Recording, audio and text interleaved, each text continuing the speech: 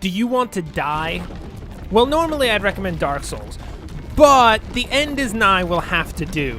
This is a game in what I call the precision platformer genre. You know, with Super Meat Boy and other platformers that make you want to kill yourself and the developers while you play them. It has tight controls and a few key differences from its predecessors that sets The End is Nigh apart from the others.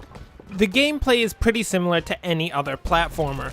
The player can jump, run, grab ledges, and swim to move from the entrance to the exit of a particular screen. Every screen is a self-contained puzzle, meaning that there are no issues in screen panning that could obfuscate any trap or platform from the player's view. The most important part about any precision platformer is the quality of the controls. I can tell you that the controls in this game are tight.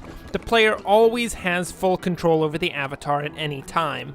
However, there is a slight problem with the controls. There are two main portions of the game. One is the exploration of the world, that being the main experience, and the other is playing levels that the player unlocks by finding game cartridges that are hidden throughout the world. When playing the cart levels, as the game calls them, the player enters a pixelated experience that is meant to emulate old-timey platformers. From playing some of these levels, the controls appear to be a lot less precise than in the world at large. I don't know if this is just the different levels of visual feedback given by the modern form as opposed to the old look, or if there really is a significant difference in the tightness of the controls. So, given that this game is looking for difficulty in its platforming, we have to look at that level of difficulty. The End is Nigh strikes a very healthy balance between doable level designs and super difficult challenges. All of the levels are understandable and not overly difficult to progress through. Heck, I managed to get through the levels, so it can't be that difficult.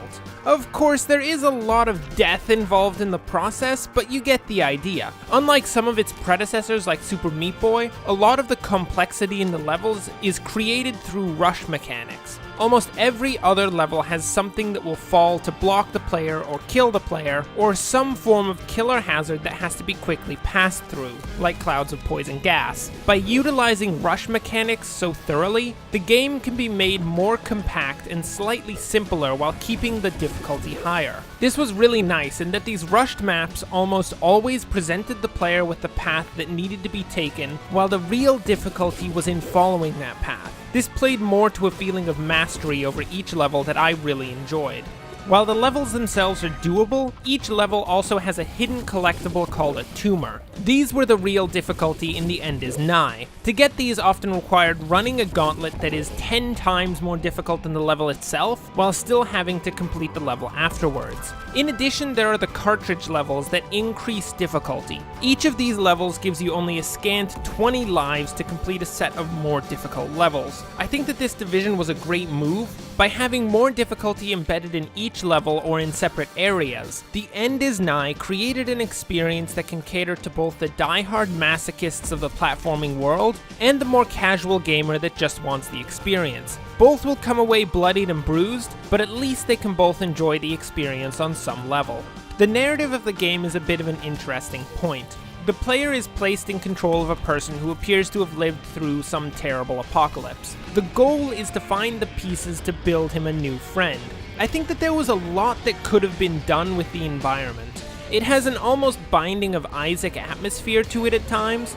However, I don't think it was properly utilized. There are hints to the causes of the catastrophe like polluted water and poison smog, but they exist as flavor for the world rather than narrative points.